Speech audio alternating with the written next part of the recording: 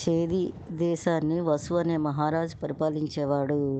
ఆయన చాలా నీతివంతుడు, ధర్మాత్ముడు, మహాపరాక్రమవంతుడు. ఆయన ఆయన మొత్తం ఈ భూమిని అంతటినీ ఏకఛత్రాధిపత్యంగా పరిపాలించాడు. అంటే ఈ భూమిని అంతటినీ ఆయన ఒక్కడే పరిపాలించాడు. అప్పుడు ఆయనకి 25 ఏళ్ళు. 25 ఏళ్ళకే ఆయనకి బాగా వైరాగ్యం వచ్చేసింది. అడవులకు వెళ్ళి మునుల దగ్గర కూర్చుని కఠోరంగా తపస్సు చేసేవాడు. ఇంద్రుడు ఆయన వైరాగ్యానికి పరవశించి ఆ వసు మహారాజు దగ్గరకు వచ్చి, నీకు వరాలు ఇస్తున్నాను. రాజ్యంలో నీకు నెలకి 3 వర్షాలు పడతాయి. పాడి పంట సస్యశ్యామలమవుతుంది. ఎవరికీ రోగాలు రావు. నీ పరిపాలన కోసం ఒక విమానం ఇస్తున్నాను.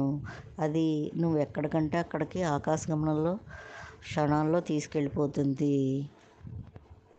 అప్పుడు ఆ వసువు కృతజ్ఞతగా ప్రతి సంవత్సరం ఇంద్రుడు ఇచ్చిన విమానం రోజున ఇంద్రయాగం చేసేవాడు.